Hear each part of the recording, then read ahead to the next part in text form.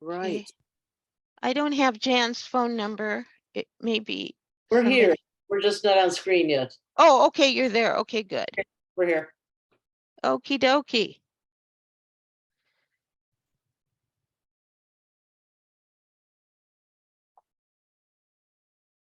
Recording in progress. Recording in progress. Recording in progress. Recording in progress. Recording in Sounds like a Pink Sounds like a- Floyd concert. You know what it is, Em? You've got yourself on, or you did have yourself on here twice, so I think you're going to say something. Got himself muted now. Now he's can't speak. Okay, I think it's okay now. Okay. Okay, so this is Sophia's fox. Fox. What joy to say the air was soft, warm, mushroom moist. Rain-soaked grass grew moment by moment, an inch an hour. And in this magical greenness, I walked my small city yard. A small red fox. I knew it immediately. Red fox, I spoke in my mind, and we stared at each other. A moment of conspiracy, not a sound or a twitch, convergence of woman and fox, as though he grew out of greenness to meet me at this very spot. Real and yet unreal, as though I imagined him, slender nose, crouched body, small as a small dog, conjured out of air. Then, quiet as a moth, soft as a snake, he disappeared. I tiptoed to the spot he stood, not a twig bent, a grass broken. Hallucination, a wildness caught in my breath.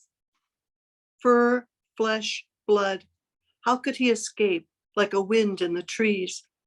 What was he thinking when he heard my clumsy steps and sank his red body, his unknowability into wet ground? That night in fur soft darkness, I crawl into his lair, touch his crisp bright hair, his bone thin nose. I see his wild shining green eyes. Fox, fox, I say, in my sleep. And this is my fox that touches this poem. And also Ted Hughes had written about the fox as this trying to trap a poem. And this came from both of those. Fox. I have set the traps again. From the mist, she watches me stretch apart, brace the jaws. It is my blood that lures her. I am not generous, she knows. Close to me, clotted fur releasing a feral stink. Green eye unblinking. She pads nearer, still. I abandon her, turn in the dark. She leaves me, raw and gnawed, a right forefoot I will worry to the bone of this page. Thanks.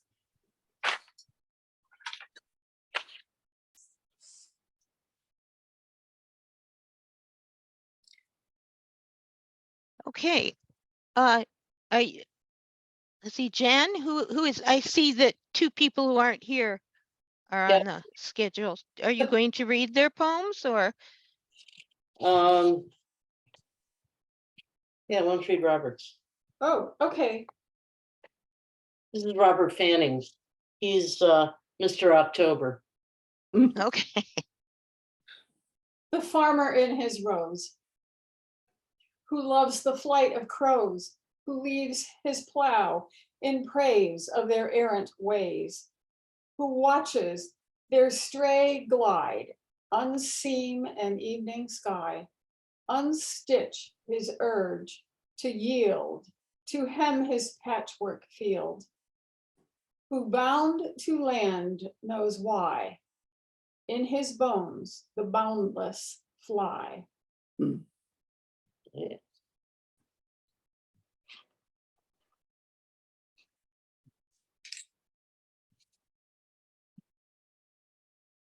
Okay, November is Miriam Peterson up north, and has some really lovely poems. And this was one of them that we printed here in the calendar. Hers is called The Gathering.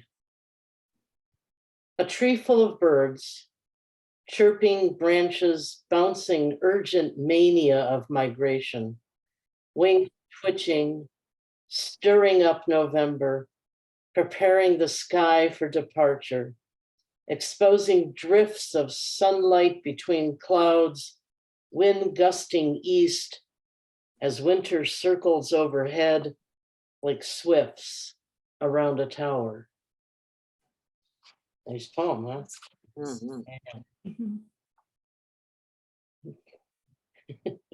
And Ken's been waiting so patiently here. You're our December boy. I hope you're gonna use this for your Christmas card or something this year. I'm looking at autumn leaves. Is that the right one, Jan? What I have for you here on the calendar is stars. Okay, thank God I printed it out. Right. I just want to give a shout out to Diane. You have been intrepid as the Yes. hopping in and out host. My compliments to you. Bravo. Thank you. No, bravo. Had Come this on now. fallen- Yeah, had this Jan. fallen to me, it would have been a disaster. First, I too want to just comment. I only met Sophie once. I met her at a reading, and she just was, for a woman in the age range that I learned that she becomes an imago, a model for what it is to grow old with passion. She had a fierce and vulnerable voice with existence. And so I just honor her. And I think it is a glorious, glorious thing that all of us voices have gathered together to kind of sing her up and sing her inside our own care for her. So what an honor. Thank you, Jan, so much for inviting me. Jan doesn't know this, but I am going to read one of her poems because I have to surprise Jan here. Oh, I'm going to read 3 poems. And one of them is going to be Jan's because we can't leave Jan out of this. The reason we can't leave Jan out of this is because in honor of Sophie, we realize how many voices become in us as we hear them in this community of poets. And so I would be lying fundamentally if I said that Jan's voice was not in my writing. I remember meeting you so many years ago at Wayne State, thanks to you, ML. And so I have to read that, but I will read stars here. Stars. Yesterday, under the winter stars, I fell in love. It was nothing special. I was just out walking. Something marvelous had happened while I was watching television before I took my walk. The earth wanted the stars to come home. Stars crushed in the white snow, pine boughs wearing zinc necklaces, pearl earrings, jewels, confetti stars scattered all over sidewalks, cars. Even a snow shovel had scooped stars in it, and a little boy wandering the park had filled his mittens up with the universe. And when I met her on my front porch, my mouth full of night, my coat collar atmospheric with the cosmos, even my wife's eyes blinked stars. oh, that's Beautiful. Second poem, of course, is called Grief, because I think we are all, for the next year or so, integrating what it is to lose one of us. And I look at all of your beautiful faces and I think about who might be next. And so this is a poignant thing that we gather. And so I'm just going to say, I'm loving seeing every one of you Alive. alive and kicking and writing. And Grief. may it continue to be so. Yes. Amen. Yeah. Yet, boy, I'm Irish. I hold you all deep. It's a transient thing. Grief.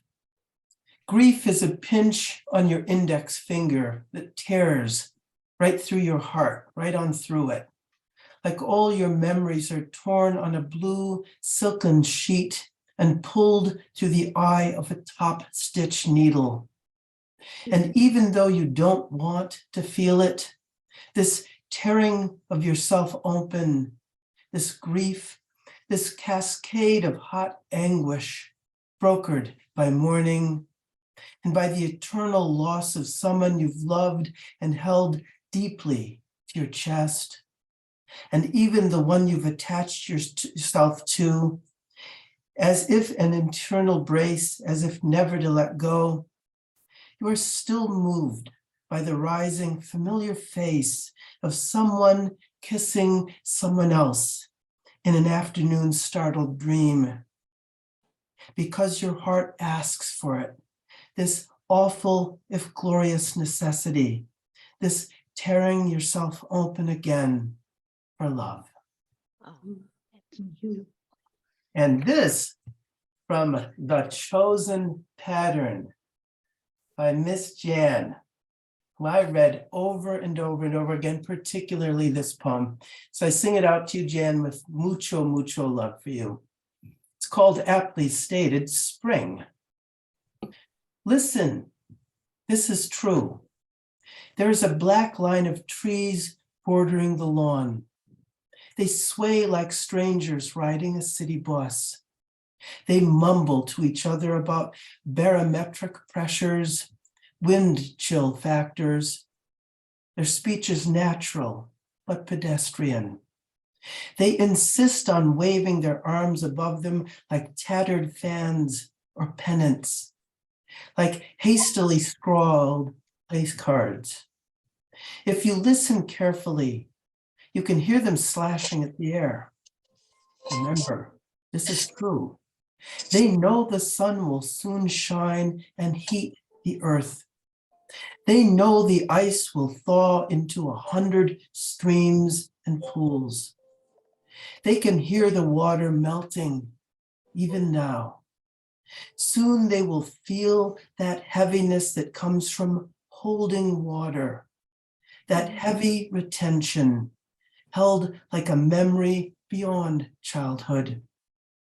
Soon the sun will get the best of them and they will see their very limbs break open 100 times like sores, like lesions, and their arms open and raw, blessed with pink and blooming wounds of prolonged dormancy. It hurts, this breaking out, this blooming, like a letting of dark old blood, like a lancing of some obsession, like an ardent love in middle age, like the telling of a long-held truth. Thank you. You say you hear me, you read that and I hear Ed Hirsch. I was at a conference one time out of state and somebody was saying, oh, you're a poet. Yeah, okay. Where are you from? I said, well, Detroit. He's, oh yeah, you write like Philip Levine? No, but whoever that was that asked, I hope they're listening to this because they're seeing and hearing how many different voices are coming out of Detroit and out of our state. And the beauty is overwhelming. Yeah. Thank you guys. Yeah. It Thank is you. overwhelming. And because Thank it you. wasn't recorded before, I'm just going to reiterate. Diane, you've been incredible as an impromptu host. But It's Jan. It's Jan. Jan, you're our fairy godmother, And bringing us ML. together. And you are so kind and witty and talented and such a beautiful person. And ML, without you, Yeah, we wouldn't be here. ML. And without Jan and Sophie, who we all loved, we Yeah. wouldn't have the privilege of joining in today. I'm just sorry the whole thing wasn't recorded, but I had to reiterate my sentiments. ML, if you Can we hear your poem, ML? Are you back so that we could hear you? Yes. You hear me now? Yeah, Then if you don't You can hear mind, me, right? can I follow you, ML, after you read? yeah. Sure. So mine is, what am I? Miss July. In actually Mr. It's the fireman's calendar of poetry. Yeah, I want to thank Jan. Jan's been doing this a long time, and had this been a better Zoom situation, I wanted, and maybe Jan did talk a little bit about the Quadra project calendar, but she's been doing it for Yep. decades. I got Did you one of the talk about first it? ones that I'll talk about. I have one of the first ones Perfect. here. Yep. Yeah, okay. So mine for July is titled Up from a Bubble Quietly. Sometimes I wish the waves inside my beating heart would slow enough to a calm ripple of love. A stone dropped into an imaginary pond, clean and pristine, alive with life, tadpoles, tiny crayfish, and an occasional baby frog peeking up from behind a bubble, quietly floating to the surface. Mm. Yeah. And so I'll introduce Linda. Linda has a new book coming out from the University of Wisconsin Press. I invited her to come along with us and Oh, to thank read it. So please do, Linda. Thank you. I'm so glad ML mentioned the Quadra project. I've only met Jan a couple of times, but it was through her that I first met Sophia. And even though I'm not in this new calendar, Jan selected one of my poems for the 1986 Quadra project calendar. And I was Miss November. And guess who illustrated my poem in November? It was Dear Sophia. And this is, I want to concentrate on Sophia's art, not my poem right now, but this is her lovely drawing. It's a lovely basket of flowers. Yeah. And that is Sophia. That's how I first began my relationship with her back in 1986. And then Jan also did a wonderful series of postcards in the late 80s, the Quadra project postcards. And I was honored to also be included with one of Sophia's poems, Picking Blueberries. There's the postcard, lovely art piece, lovely poem. And then my poem was entitled Sanity, and it is illustrated by none other than Jan Mordenski. So Oh, that's so Ken nice. talked about Jan's poetry. Well, I want to highlight Jan's art. So throughout the years, that's how I began my relationship with Sophia. And throughout the years, we would correspond, never through email. As you know, she wasn't an email person, but we had these wonderful snail mail correspondence and lovely cards. And then she flash forward to 1999, I taught an ekphrastic workshop at the DIA, thanks to ML and the National Writer's Voice. I received a master level fellowship teaching poetry, ekphrastic poetry at the DIA. And I had some incredible participants. Mary Jo Frith Gillet, Dawn McDuffie, Linda Sienkiewicz, Mary Minnock. There were about 9 or 10 of them. And of course, the inimitable Sophia Rivkin. And that's how I really got to know her work, her life, and her indomitable spirit. And I was honored when her first chapbook, The Valise, came out. She asked me to blurb it for her. I think Mary Jo and Terry Blackhawk also blurbed it. So that gave me a more deeper insight into her work. Another thing too, we share the lineage of Eastern European, Central European poetry and life and history. All my family is from Southern Poland. They suffered much during the Holocaust. I had one Jewish aunt that married into the family. She left Europe before the dark days of the Holocaust, but all her blood family was murdered. And Sophie and I would talk about those times. Then towards the end of her life, and keep in mind, every holiday, I got a wonderful Christmas card from Sophia. Not only her art, it was her art, a collage, on the card, and a poem. And when Joe died, when her husband died, she sent me this incredible poem that basically talked about what her life was like as a widow. And there was this wonderful metaphor, because she was a master of the metaphor, talking about what she was left with was a raisin in her life because the love of her life had died. And she was left with trying to make a meal out of a raisin. Mm. When I got that poem in last year, early 2021, I began calling her. I was just so moved by that poem. And we would have frequent, long conversations once a month, couple of times a month, about history, stories about her family I never knew. And she became very philosophical about her own mortality, because that's when she was diagnosed with her very rare cancer. And she would talk openly about the treatments, the radiation treatments, her cancer, and telling me many times, Linda, I'm good with where I'm at. I'm good with my life now. I'm good with maybe this being the end. I've had a long, long life with many dear friends in my poetry and my family. So I was so overwhelmed with her bravery, and not only her personal bravery, but how she put it into her poetry. So I'm going to read 2 poems for you, one of hers, and I'll then read mine. And this was, I think this was the last poem she sent me earlier this year. And it is, this is her brilliance, and this is her honesty. It's called Cancer, and the title goes into the poem.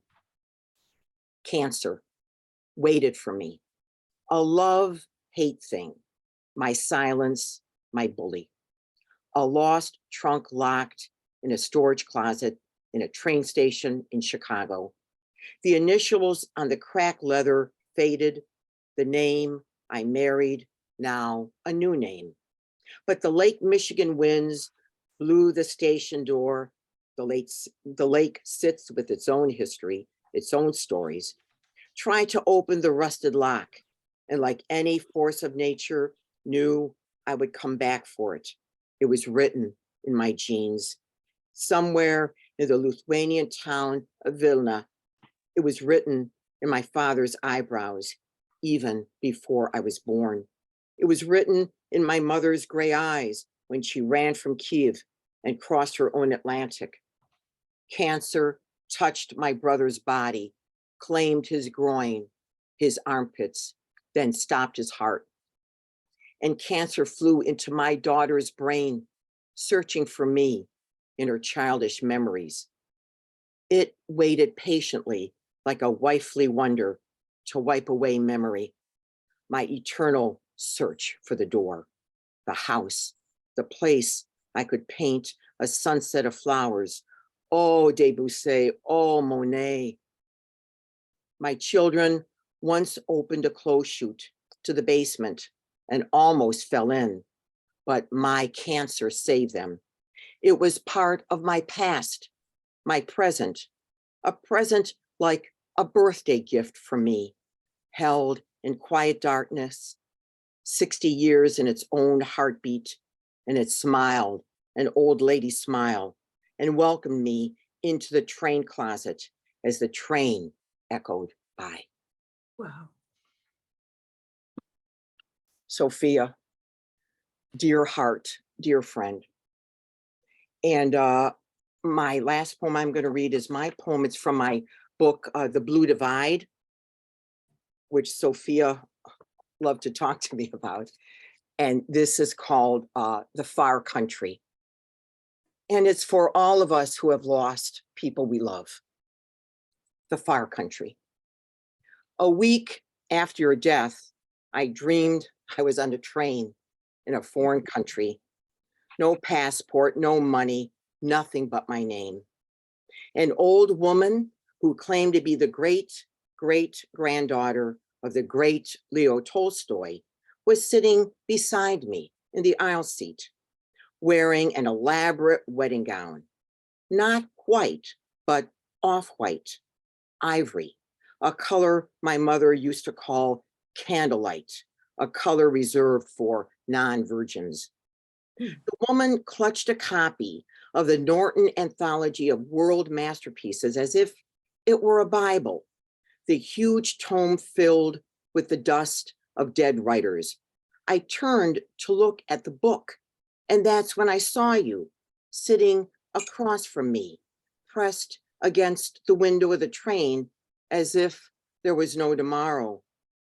And I had to tell you that no, you didn't have any more tomorrows waiting to greet you like the blurring green landscape flashing by our muted eyes. My friend, you're dead. You looked amused, then stunned and shocked as you began to speak a litany of words only the Tolstoy relative could understand, a combination of Slavic syllables that sounded like rain seeping into the earth. I knew you had already begun a different journey. And I left you on that train, still transfixed at the window. I had to leave you there, my friend, and walk alone to the borderlands, to the place that separates us, the far country, where the border lies hidden and the guards look distracted, asking for nothing but your name. Thank you. And thank you, Sophia. And thank you, ML, my fairy godfather. Thank you. Okay, well, it's probably good to end with the last poem that's in the calendar, and that's Sophia's. We have a little self-portrait of her there. And one of the last of the poems, this one was when she had moved into her senior housing, was feeling a little cramped and a little alienated from COVID, but it's a wonderful poem. I dreamed 2 red airplanes. One is called happiness. One is called almost. I know they're there. I feel the wind in my hair.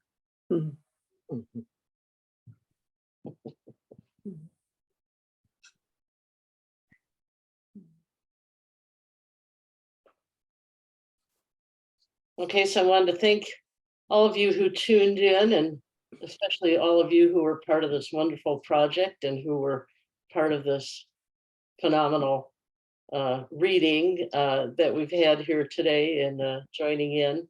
I have my my Sophie cup here, so I raise it to you guys Yeah. in adulation. Yeah. Well, Appreciate. thank you, Jan. We really appreciate it. Really do.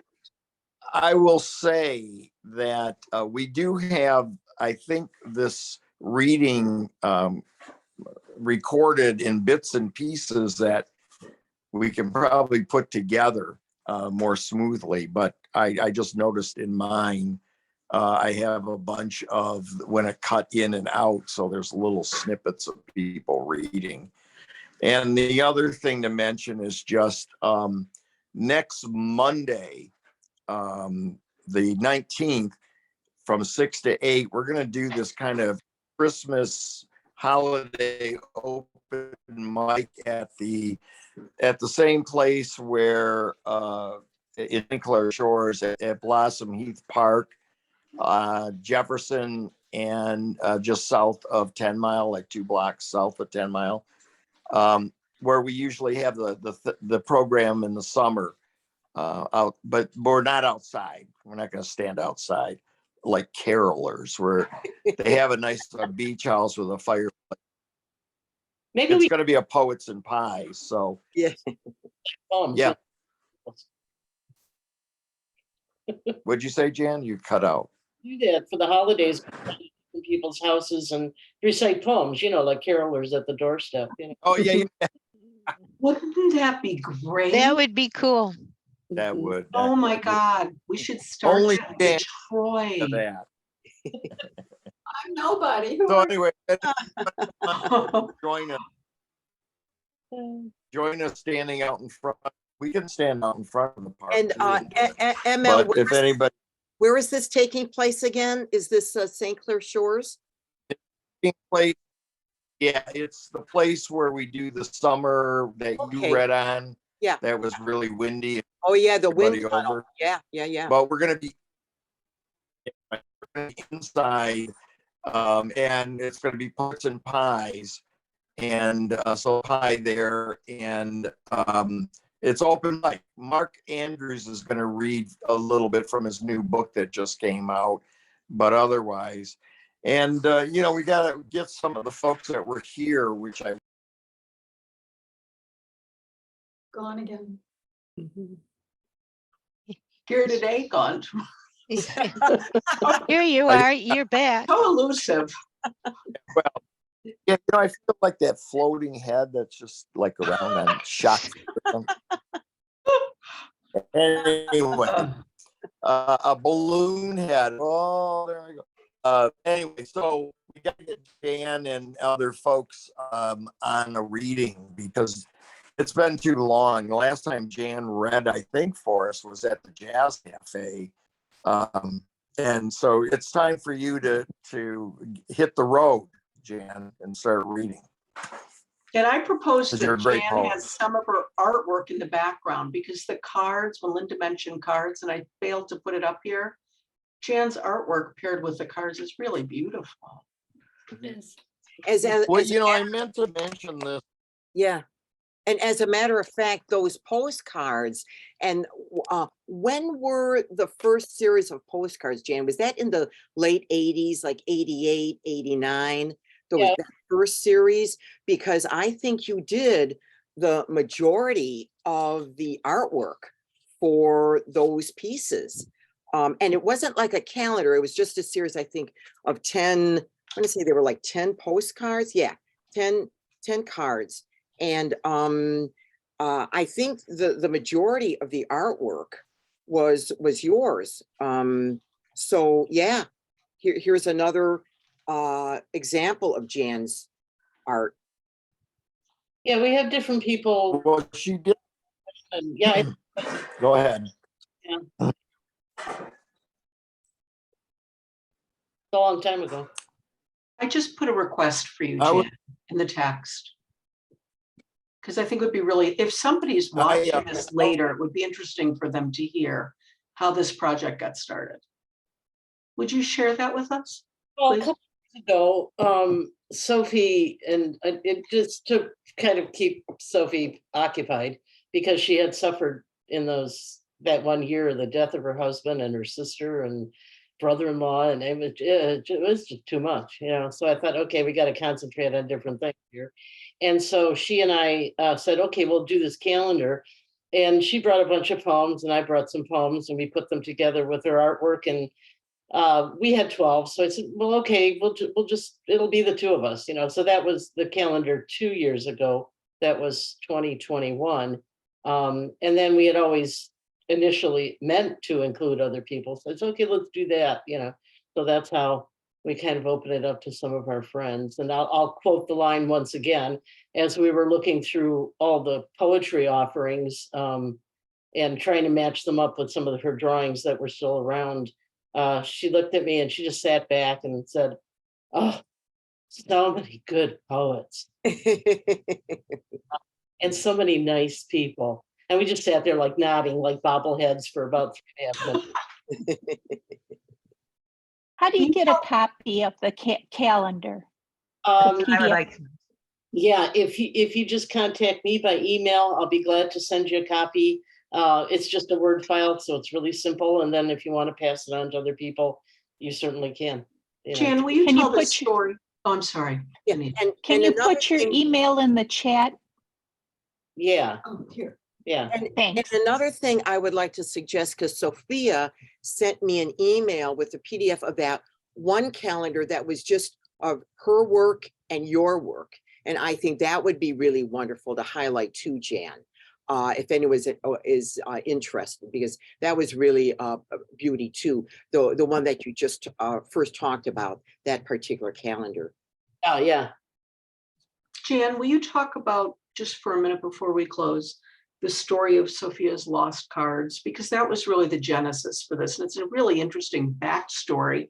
And it also shows your creative process because you collaborated with her previous art.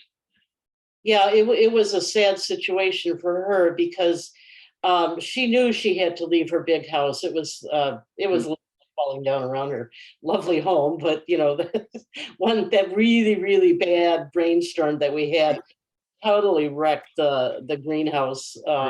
A big tree came in. I know she described this awful, damage to her house in the back. Yeah. Knew she had to leave, but finally when she did leave, it was like a matter of a few weeks and hurry up, let's go, kind of thing. And she had all of her cards, her small artwork, because most of the artwork was tiny or fragments of larger things. And they were all in a box and they were ready to go. And they never got to the apartment. We don't know what happened to Oh, them. no. Mm. How? Wait, but Do you have any idea how many pieces? Oh, like at least a shoebox full, if not more. Yeah. but I basement and looked. keep going. It sent me over the years, and that's what we came up with and used for the calendar. So they're the remaining. Okay. The Wait, remaining. wait, you didn't say the best part. You not only saved them, you surprised her. You are being so modest. Nice, is this mine? Tell the story, please. If I'm putting you on the spot and you mind, then I'm sorry. But people deserve to hear how kind and loving and devoted and the countless hours that it took to do that. Oh yeah, it was, but labor of love. But will you tell what you did? You took the images that you'd received. I want you to tell it. It's not my story. Yeah, it was stuff that she had given me over the years since the 80s. And that's what we used as the calendar drawings and just matched up your lovely works with those. Yeah. Yeah, it was a good thing. But that box of cards is out there somewhere. It's a treasure for someone. But Jan, the fact that she lost them and you had them is just so, not miraculous, but just wonderful. Yeah, it's just incredible. That's what makes this story so lovely.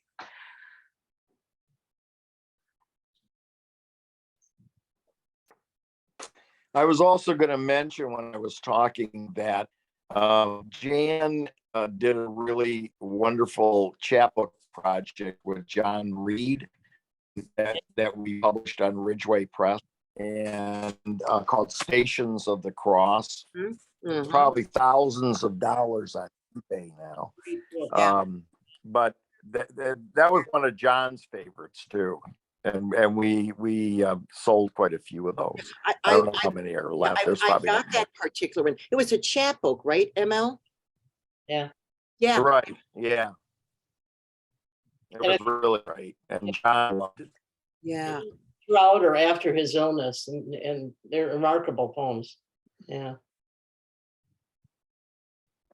Yeah, that's right. Okay, well, thanks, everybody. I appreciate it. I'm sorry that I had Thank to cut you. in and out. Thank you, Emma. Thank you. And but ML. Thank you. Thanks for everybody. Yeah, thanks, everyone. This was Yeah. really nice. Thank you. And thanks, Diane. You're like the ultimate catcher. You're like there to stop everything that's trying to get through. So thank you very much for keeping us online. Yes. And No. again, my hats off to Diane DeCillis, who I didn't do anything. But seamless see, you have the magic fingers. as our hero substitute teacher. Thank you. Okay. Yeah. Okay, you guys. Yeah. And Jan, thank you so much. all right. Very much. Thanks, Alrighty. everyone. Bye. Okay. Bye-bye, everybody. Sophia would have loved this. Thank you. Yeah. Yes. Thank you. Thanks.